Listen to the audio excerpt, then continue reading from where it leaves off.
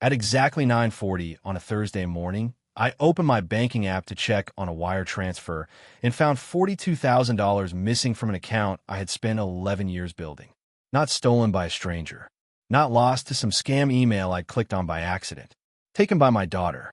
I sat at my kitchen table for a long time before I said anything to anyone. The coffee went cold in front of me. The dog scratched at the back door, and I didn't get up to let him in. I refreshed the screen twice, 3 times. Some small, stubborn part of me convinced the number would correct itself if I just looked at it enough. It didn't. That account wasn't just money. It was 31 years of grading papers until midnight, of skipping vacations, of telling myself someday, every single time I wanted something I didn't buy. It was the promise I made to myself the year my husband died, sitting alone in a hospital hallway, that no matter what happened, I would never become a burden to the daughter I was raising by myself. And that daughter had used it to buy her fiancé's ring. When I finally called her, she didn't apologize. She said, "You weren't using it. My name is Margaret. Everyone calls me Meg, except my mother, who's been gone 11 years now and only ever called me Margaret when she was proud of me," which, looking back, was more often than I gave her credit for at the time. I taught high school English for 31 years. Sophomores, mostly. The kind of kids who roll their eyes at Shakespeare until one day, somewhere around March, one of them raises their hand and says something so sharp about Hamlet's mother that you have to sit down for a second. Those moments were why I stayed as long as I did. Long after the pay stopped making sense, and long after my knees started complaining about the hard classroom floors. I married young, 23, to a man named Walter, who fixed HVAC systems for a living and had the kind of steady, unhurried patience that made me feel like nothing in the world could actually go wrong as long as he was in the room. He used to say that most problems were just systems out of balance, whether it was an air conditioner or a marriage, and you fixed both the same way. You found the blockage and you cleared it calmly, without panic. I believed him for 22 years. We had one daughter, Emily. She came 4 years in the marriage. After 2 losses I don't talk about much, which is maybe part of why, when she finally arrived, I loved her the way you love something you were told you might never get to have. I remember the nurse handing her to me and Walter standing there with his hand over his mouth, not saying a word for almost a full minute. Walter passed when Emily was 17. Heart attack, sudden, no warning, the kind of thing that rearranges your whole understanding of how a Tuesday is supposed to go. I remember standing in the hospital hallway thinking, very clearly, I have to make sure she's okay.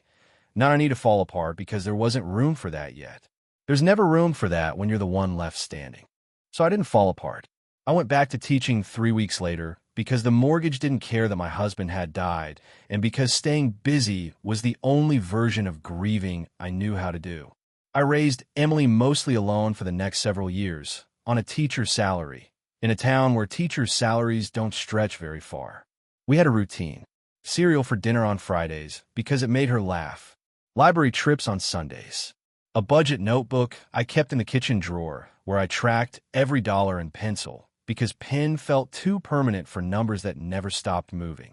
And somewhere in there, I started putting money away, not much, some months just $40 or $50, into a retirement account that I told myself every single time I made a deposit was not to be touched. Not for a car repair. Not for a nice vacation. Not for anything except the day I finally got to stop working and just breathe. I remember explaining this to Emily once when she was maybe 22, home for a weekend from college. She'd asked, half joking, why I still drove the same Corolla I'd had since she was in middle school. I told her about the account. I told her it was the one thing in my life that was entirely, unapologetically mine. Not the house, not the car, not even really my time, most days, just that account quietly growing untouched mine. She nodded and said, "That's actually really smart, Mom." I remember feeling proud that she understood. By the time I retired 2 years ago, that account had grown to just over $45,000. It wasn't going to make me rich, but it was going to make sure that if my health held out, I could live the last third of my life without calling my daughter every time the water heater broke. I want to be honest with you about something because I think it matters for the rest of this story. Emily was not a difficult child. She wasn't spoiled, not really. She was smart, funny, stubborn in a way that used to remind me painfully of Walter. She got herself through community college and then a 4-year degree in marketing, working nights at a restaurant the whole time, coming home smelling like fryer oil and complaining about tips while she did her homework at my kitchen counter. I am proud of her. 2 years ago, she met Chase. Chase worked in commercial insurance, drove a car that was nicer than his salary probably justified, and had a way of talking about the future that made everything sound inevitable. The house, the wedding, the second home upstate, eventually. He was polite to me, called me Ms. Margaret, which I found a little formal but sweet. He seemed to genuinely care about Emily, and more than once I watched him notice when she got quiet and ask her what was wrong before she'd even said anything was. At Thanksgiving that first year, he offered to do the dishes without being asked, which, for what it's worth, is the single fastest way to earn favor with a widow who's done every holiday's dishes alone for 13 years. I liked him. I want that on the record too, because what happened later isn't really his fault, not in the way you might expect. I should also tell you about Carol, because she becomes part of this story later, and I don't want her to appear out of nowhere. Carol taught social studies 2 doors down from my classroom for almost 20 years. We ate lunch together most days, graded papers together some Fridays, and after Walter died, she was the one who showed up at my house with a casserole and just sat with me in silence for 2 hours, not saying a single word about grief or God, or everything happens for a reason, which is exactly what I needed at the time and didn't know how to ask for. Carol knew about the retirement account. She knew about the land Walter's uncle left behind, though not the full extent of what it eventually became. She was, in a lot of ways, the only person who understood exactly how much that $45,000 represented, not just as a number, but as 31 years of a very particular kind of discipline. I mention her because in this story, more than once, Carol says things out loud that I was too close to the situation to say to myself. About 8 months ago, Emily started talking about engagement rings the way some people talk about the weather, constantly, casually, weaving it into every conversation. She'd send me photos. Look at this one, Mom. Isn't it stunning? 3 carats. 4 rings that cost more than Walter and I paid for our first car, back when a car was still something you could buy with a summer's worth of savings. I didn't think much of it. Young women get excited about rings. I remember being that age myself, though the rings I dreamed about back then cost considerably less, and the one Walter eventually gave me, a thin gold band with a modest little stone, I wore every day for 22 years and never once wished it were bigger. What I didn't know, what I wouldn't find out until much later, was that Chase had already picked out a ring.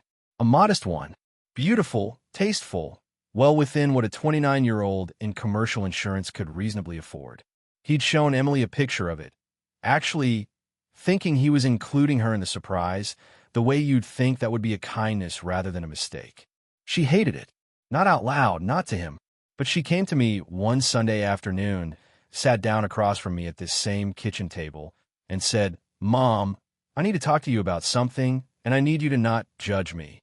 That's the part that still sits strangely with me, months later. In that moment, sitting across from my daughter, I genuinely believed she wasn't asking me for money. I told her the ring didn't matter, that Chase loved her, that in 5 years she wouldn't remember the carat weight, but she'd remember how he looked at her on their wedding day, how his hands shook a little when he said his vows. She nodded along, said I was right, hugged me before she left, and told me not to worry, she'd figure something out. I didn't think about the conversation again for almost 3 weeks.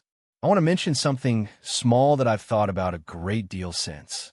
About 10 days after that conversation, my friend Carol, we've known each other since we were both student teachers, 30-some years now, mentioned, almost in passing, that she'd seen Emily at the jewelry counter at the mall, looking very serious about something in the case. I remember laughing it off. I said, "She's just dreaming, Carol. Every bride-to-be does that." Carol shrugged and said something like, "She didn't look like she was dreaming. She looked like she was deciding." I didn't think anything more of it. I wish I had. Here's something I should explain, because it becomes important. Back when Walter died, I added Emily as a joint signer on one of my accounts. Not the retirement fund itself, but a linked checking account I used mostly for bill pay. I did it because I was 17 years into raising a teenager alone. My health wasn't perfect, and I wanted someone to be able to access money quickly if something happened to me. It was a safety net, not an invitation. Over the years, as the accounts got restructured and rolled over through two different retirement products, that joint access somehow, through a clerical oversight neither of us caught, and I've since confirmed this with the bank in writing, never got properly removed. Emily still had signing authority on an account that had, without either of us really tracking it, become linked to my retirement fund. I hadn't checked that account in months. Why would I? It was my safety net, not a checking account I use day to day. On a Thursday morning, the same one I told you about at the start, I logged in to move some year-end funds around for taxes and found $42,000 gone, wired out 3 weeks earlier to a jeweler in the city. 2 days after Emily sat at my table and told me she wasn't asking me for anything. 2 days after Carol saw her standing over a jewelry case, deciding. I called the bank first because my first instinct, I'll admit this, was that someone had hacked the account.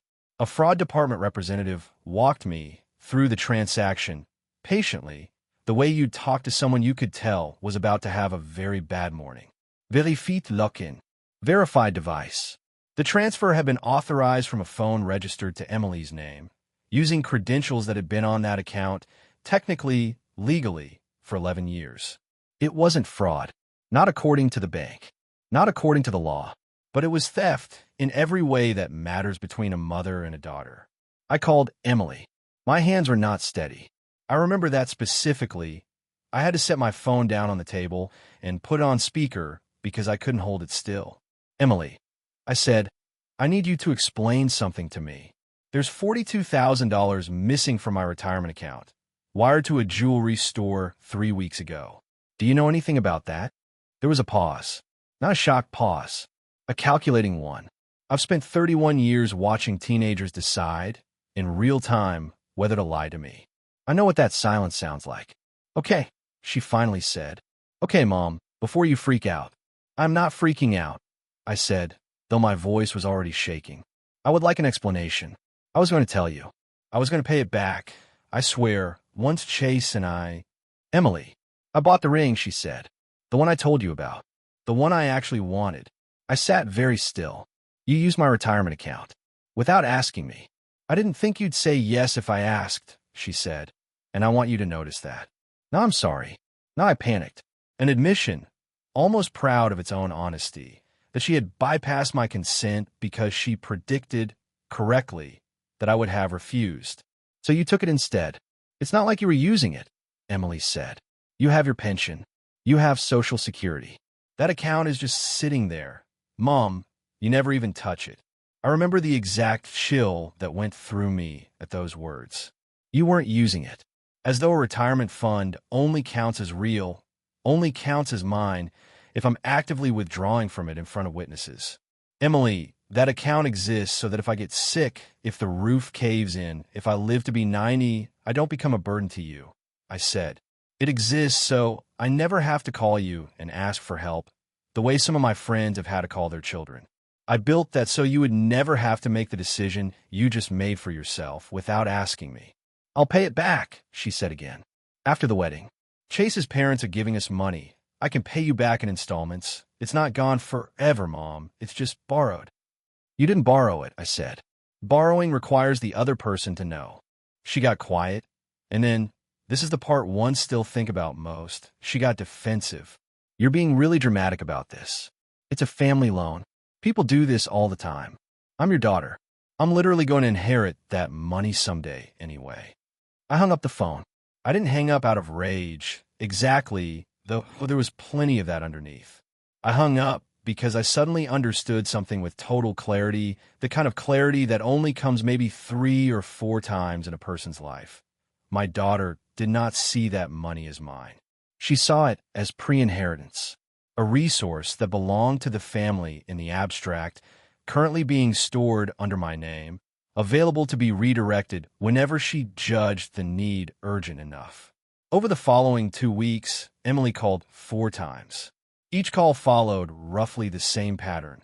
An opening apology, so brief it barely qualified, followed by a longer explanation of why the ring mattered so much, followed by an accusation, gently phrased, that I was overreacting, being cold, punishing her for something that would work itself out. There was one call, the second one, where she tried a different approach entirely.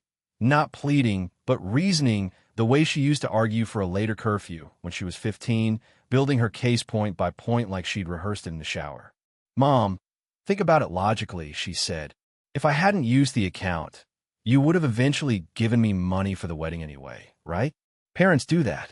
So really, I just moved the timeline up. It's not like the money left the family. It's not like I bought a car with it or gambled it away. I bought a ring for my wedding. To you. Emily, there's a difference between a gift and a withdrawal," I said. "A gift is something I choose to give. What you did was decide on my behalf what I was willing to give and then take it before I had the chance to disagree. You're twisting it to make me sound like a criminal." "I'm not twisting anything," I said. "I'm describing exactly what happened." She hung up on me that time, not the other way around, and I sat with the dial tone for a long moment before I put the phone down. It was the first time in the entire ordeal that I felt something shift from hurt into resolve, the specific, quiet resolve of a woman who has just realized that being reasonable with someone unwilling to be reasonable back accomplishes nothing. On the third call, she cried, and I'll be honest, almost worked. There is nothing quite like the particular ache of hearing your own child cry and knowing that some old, wired-in part of you wants to fix it immediately, no matter what caused it. I had to physically leave the room, walk out to the backyard, and stand in the cold for a few minutes before I trusted myself to speak again. Chase called me once too, and this call was different. He sounded confused, almost hurt, in a way that told me he hadn't fully understood the situation either. "Ms. Margaret," he said, "Emily told me her mom helped out with the ring upgrade." I didn't realize. I thought that was like a gift you offered. "She didn't say you didn't know." I told him the truth. All of it. I heard him go quiet on the other end of the line for a long moment. "That's not what she told me," he finally said. There was a heaviness in his voice that told me this wasn't the first small inconsistency he'd noticed in Emily's version of events. Just the first one large enough that he felt he had to say something out loud. I didn't ask him to do anything with that information. I wasn't trying to sabotage the engagement, whatever Emily might believe to this day. I just couldn't keep carrying a lie that wasn't mine to carry. I told Carol everything over coffee about a week after it happened. I remember she set her cup down very deliberately, the way she used to when a student gave an answer, so long she needed a full second to decide how to respond. "Meg," she said, "I need you to hear something, and I need you to not get defensive when I say it. This isn't really about the ring." "I know it's not about the ring," I said. "It's about the money." "It's not about the money either." Carol shook her head slowly. "It's about whether Emily believes you're a person or whether you're just infrastructure. Something that's supposed to be there, holding the family up, and doesn't get asked what it needs." I didn't have an answer for that. I still don't fully, months later, except that the question itself changed something in me. I'd spent 31 years being infrastructure for a classroom of teenagers who needed someone steady, and 17 years being infrastructure for a daughter who needed the same thing after her father died. I had never once stopped to ask myself when infrastructure gets to also be a person with her own needs. Carol's question sat with me for days. "What are you going to do?" she asked finally. "I don't know yet," I told her. "But I know I'm not going to pretend this didn't happen." 3 weeks after the missing money, I met with an estate attorney named Diane Castellano, a sharp, no-nonsense woman I'd been referred to by a former colleague. I hadn't updated my will since Walter died. 13 years of neglect, if I'm honest, the kind of thing you always mean to get to and never quite do until something forces your hand. Something had just forced my hand. Here is the thing Emily did not know. The thing almost no one in my life knew, aside from my accountant and now my estate attorney. The retirement account Emily emptied. The $42,000 was real money, and losing it hurt in every practical sense. But it was not, and had never been, the whole picture. 11 years ago, not long after Walter passed, I inherited something I never told Emily about. A small piece of undeveloped land Walter's late uncle had left him, out near the county line, that Walter himself hadn't known was worth much of anything. It sat in a file cabinet for years, a deed nobody thought about, weeds growing over a piece of dirt that seemed to matter to no one. I sat on it, assuming it was worthless swampland, until a development company came knocking 6 years ago wanting to build a distribution facility nearby. I sold it, quietly, for considerably more than I'd ever expected. Enough that, combined with careful investing over the following years and the help of a financial advisor I trust completely, I had built a second, separate portfolio that Emily had no idea existed. I never told her. Partly out of habit, Walter and I never discussed money loosely around Emily, even as an adult, because we'd both grown up in households where money talk bred either shame or entitlement, and we didn't want either for her. Partly out of a kind of superstition, if I'm honest, an old fear left over from my own upbringing that money talked about out loud has a way of disappearing. And partly, I'll admit now, because some quiet instinct in me, the same instinct that made me keep that retirement account separate and untouched for 11 years, told me it was wiser to let Emily believe her mother lived modestly on a pension and small savings, rather than know there was a cushion she might someday come looking for. I want to be clear about something. I was never planning to hide this from her forever. My original plan, before any of this happened, was for that second portfolio to be split evenly, a substantial gift to Emily and her future family, and a portion set aside in a scholarship fund at the high school where I taught, in Walter's name, something to keep a small piece of him standing long after both of us were gone. I had actually met with my advisor about accelerating that gift, thinking I might help with a down payment on a house once Emily and Chase were married and settled.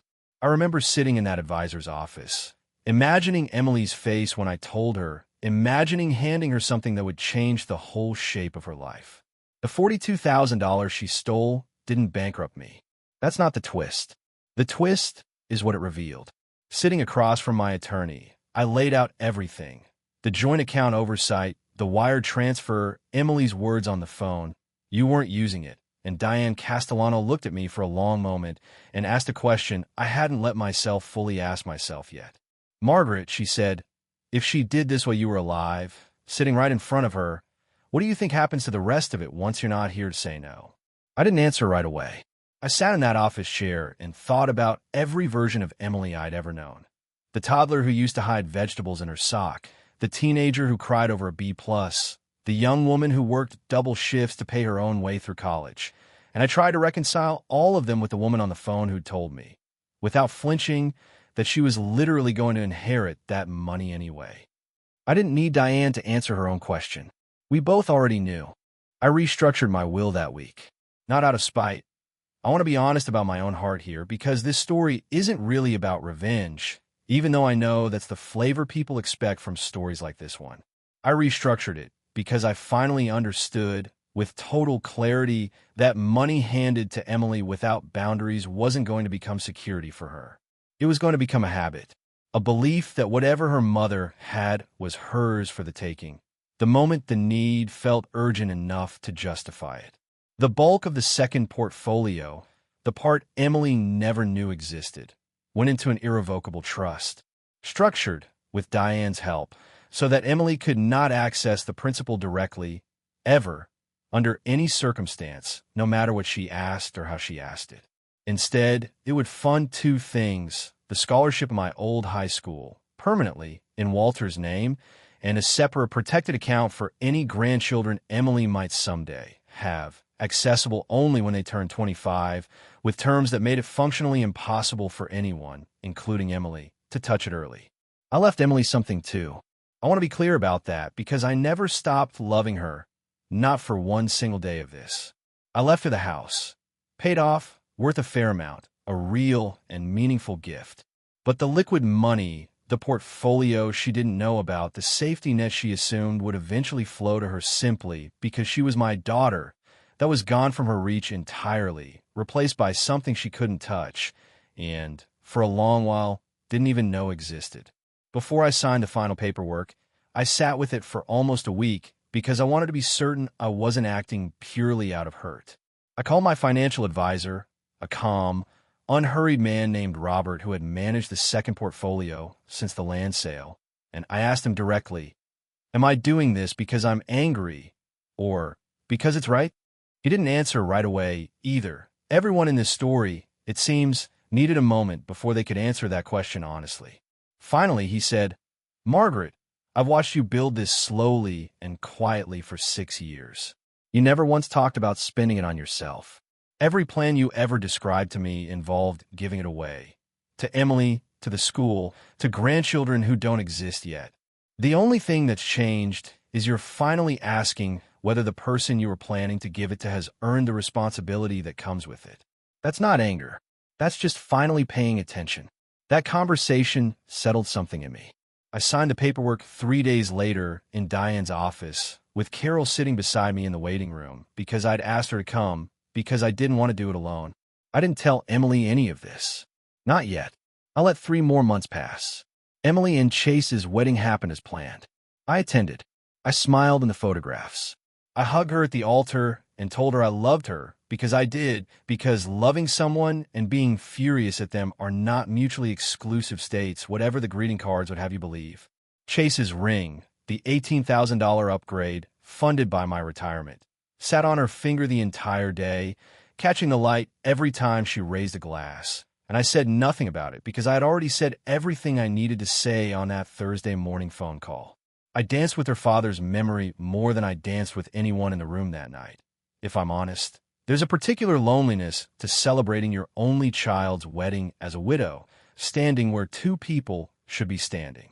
The reveal came 4 months after the wedding, when Emily and Chase came to me asking for help with a down payment on a house. They sat at the same kitchen table where Emily had first told me about the ring. Chase did most of the talking. The market was competitive. The house they wanted needed a 12% down payment. They were $40,000 short, and Emily had told him, he said carefully, that my mom sometimes helps out with big stuff. I looked at my daughter. She wouldn't meet my eyes. "Emily," I said, "do you remember what you told me the day I found out about the ring?" She shifted in her seat. "Mom, please, can we not do this right now? You said the retirement account was just sitting there, that I wasn't using it, that you were essentially entitled to borrow against money that would someday be yours anyway." Chase glanced between us, visibly uncomfortable, clearly hearing new details of story he thought he already knew. "I want to tell you both something," I said, and I kept my voice level, the way I used to when I had to discipline a classroom of 16-year-old without ever raising my voice, because raised voices lose rooms and calm voices hold them. There was more money than the retirement account, money neither of you knew about, and I had originally planned, before any of this happened, to use a good portion of it to help exactly the kind of thing you're asking me for right now. A house, a future, a real gift given freely because I want to give it. Emily's face changed. Something like hope flickered there. "That money's gone now," I continued. "Not spent, not lost, restructured into a trust that neither of us can touch, that will fund a scholarship in your father's name for as long as that school exists, and that will be there for your children, Emily, when they're 25 years old and have shown they understand what it means to be trusted with something valuable." The silence in that kitchen was the loudest silence I have ever sat inside. "You're punishing me," Emily finally said, her voice cracking. "Because of the ring. This whole time, you've been punishing me." "No," I said. "I'm protecting the version of myself who spent 31 years teaching other people's children so I could someday retire without fear. And I'm protecting the version of you who deserves parents who taught her that trust, once broken, doesn't just repair itself because enough time passes." Chase spoke up then quietly. "Emily didn't tell me the truth about the ring for a long time. I want you to know I understand why you did this." Emily left that day angry. She didn't speak to me for almost 6 weeks, which was its own kind of grief, a fresh one, layered right on top of the old one, the way grief tends to do. There were nights during those 6 weeks I sat in the same kitchen, at the same table, and wondered if I had traded a daughter for a principal. I want to be honest that I doubted myself. More than once. I remember one Tuesday in particular, about 3 weeks into the silence, when I drove past the bridal shop where Emily had gotten her dress fitted and had to pull over for a few minutes because my chest felt tight in a way I didn't have a name for. It wasn't regret exactly. It was closer to mourning. Mourning the version of this story where none of it had happened, where Emily had simply asked me for help with the ring, and I had simply said yes, and we'd gone shopping together like I always imagined we might, the two of us picking something out with Walter's memory somewhere in the room. That version never existed, but I grieved it anyway, the way you sometimes grieve things that were never real to begin with, just because you'd quietly hoped for them. I called Carol during that stretch, more than once too. She'd come over some evenings and just sit with me, the same way she had after Walter died, and one night, she said something I've held on to since. "Meg, you didn't take anything away from her that was ever hers to begin with. You just stopped letting her believe it was." Those are two very different things, even if they feel identical from where you're sitting right now. I keep waiting for it to feel like the right decision, I told Carol that night. Instead, it just feels like a decision. Correct, maybe, but not comforting. Some of the most important things we ever do don't feel comforting for a long time, Carol said. Sometimes not ever. That doesn't make them wrong. I also spoke to Robert again during that period, mostly because I needed reassurance that I hadn't made an irreversible mistake out of wounded pride. He pulled up the trust documents and walked me through them line by line. The scholarship allocation, the grandchildren's account, the modest but real gift of a paid-off house still sitting there for Emily. "This isn't punitive, Margaret," he said.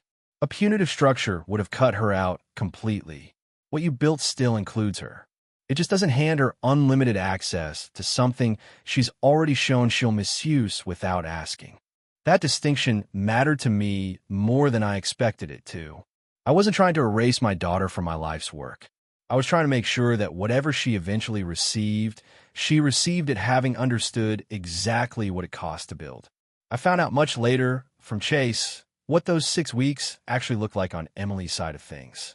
He told me she barely mentioned it at first, went quiet whenever his own mother asked how the house search was going, snapped at him twice over things that had nothing to do with any of this, cried once in the car outside a furniture store for reasons she wouldn't explain until he pulled the car over and just waited her out. He said the turning point wasn't dramatic. It wasn't a single conversation or a single realization. It was smaller than that. An evening, about a month in, when Emily was helping her friend Jessica pack up an apartment before a move, and Jessica mentioned offhand that her own mother had quietly co-signed a small loan for her without telling her husband, just to help her out, and never once brought it up again or expected anything back. Emily apparently went very quiet in the car afterward. Chase asked what was wrong. She said, "I don't think I've ever done anything like that for anyone. I don't think I've ever even thought to. I don't know if that's exactly true of my daughter. I suspect it isn't, not entirely, because I've watched her be generous in smaller ways her whole life. But I understood what she meant. There's a difference between generosity you extend when it's convenient, and generosity you extend when it costs you something and nobody's watching." She was starting to understand that difference too, in her own time, in her own way. But something shifted in that silence. I know now, because she told me later that Chase pushed her to actually reckon with what she'd done. Not the theft itself, which she'd already minimized a dozen different ways, but the sentence. "You weren't using it." He asked her, she told me, how she'd feel if he ever said that about something of hers, her car, her savings, her time. She called me on a Sunday afternoon, almost 2 months after that conversation in my kitchen. She didn't ask for anything. She said, "I've been thinking about what I said to you. About the account. I think I convinced myself it was okay because I wanted it to be okay, and I never really asked whether it actually was. It wasn't a full repair. Repairs like this don't happen in a single phone call, and I didn't pretend it did. But it was a beginning, an honest one, the first honest thing she'd said to me since that Thursday morning almost a year earlier. We're rebuilding, slowly. She's paying me back for the $42,000 in real installments, tracked in writing, on terms we both agreed to and both respect. The first payment came with a note, a real handwritten one, that just said, "I'm sorry it took me this long to say it and mean it." I kept that note. It's in the same drawer where I used to keep my old budget notebook, the one with the pencil marks tracking every dollar I ever put toward the account she eventually emptied. She still wears the ring. I've never once asked her to feel guilty about that, because a ring given in love doesn't stop being loved just because the money behind it was taken rather than given. Chase and I have grown closer, oddly enough, through all of this. He calls sometimes just to check on me, And I think some of that comes from having watched up close what it looks like when someone finally tells the truth after a long time of not. We've settled into a new rhythm since then, Emily and I. She calls on Sundays now, a habit that started almost by accident and has held for months. Sometimes we talk about nothing, a recipe she's trying, a work frustration, whether I've finally replaced the Corolla, which I haven't, and probably won't. Sometimes the conversation drifts somewhere closer to what happened. Carefully, the way you test a floorboard you're not sure will hold your weight. She asked me once, a few months ago, whether I'd ever fully trust her with money again. I told her the truth, that trust isn't something I was withholding as punishment. It was something that gets rebuilt the same way it gets broken, one honest choice at a time, and that she was already, slowly, doing the work of rebuilding it. Last month, Emily asked if she could bring me to visit the school where I used to teach, to see the plaque they put up for the scholarship fund. The one in Walter's name, the one funded by money she still doesn't fully understand the origin of, though I've told her more than she once knew. It was a small ceremony, really just a handful of faculty, the current principal and 2 students who'd been chosen as the fund's first recipients, a shy junior who wanted to study nursing, and a senior boy who reminded me so much of the students I used to teach that I had to look away for a moment to collect myself. Emily stood in front of that plaque for a long time, reading her father's name engraved beneath the school's crest, and when she turned around, her eyes were wet. "I used to think you were just careful with money," she said. "I didn't understand you were protecting something. I thought it was about control." "It was never about control," I told her. "It was about making sure no one, not even someone I love more than my own life, could take away the one thing I built entirely by myself." "Dad would have loved this," she said, looking back at the plaque. "He always said you were a practical." I don't think either of us understood what all that practicality was actually for. "It was for exactly this," I said, "even if it took a hard year to get here." She nodded, and for the first time in over a year, I felt like my daughter actually heard me. Not just the words, but the years underneath them, the ones she hadn't been there for, the ones before she was even born, when a young widow-to-be was quietly, stubbornly, deciding that no matter what life did to her, she would never again be a person whose needs came last in her own story. We drove home, mostly in comfortable silence that afternoon, the kind we hadn't shared in a long time, and somewhere on the highway, without any particular lead-up, she said, "I want to be the kind of mother who asks first. When it's my turn." I didn't say much back. I just reached over and put my hand on hers for a moment, the way I used to when she was small and riding in the passenger seat of a car her father was driving, back when the 3 of us were still whole. The trust remains exactly as I structured it. I haven't reversed a single decision, and I don't plan to, not because I'm still angry, but because I finally understand that love and boundaries were never supposed to be opposites. I spent so many years believing that being a good mother meant being endlessly available, endlessly giving, endlessly used, if that's what love required. It doesn't. I learned that at 63 years old, sitting alone at a kitchen table on a Thursday morning, staring at a number that had disappeared. I think about that phone call often. You weren't using it. And I've come to believe it wasn't really about the money at all. It was about whether I still counted as a person with needs of my own, or whether, somewhere along the way, I'd quietly become just a resource to be managed by the people I loved. I chose to remind everyone, gently but permanently, that I did. It took losing $42,000 for me to finally understand a lesson I should have learned decades earlier. That being needed and being respected are not the same thing, and a family that only offers you the first one isn't actually finished loving you. It's just unfinished learning how. If you're a parent who's ever had someone in your life decide your boundaries were optional simply because you love them, I hope this reminded you that protecting yourself isn't the opposite of loving your family. Sometimes it's the only way to teach them how. If this story meant something to you, I'd love to hear your thoughts in the comments below. And if you want more stories like this one, consider subscribing. There are more still to tell.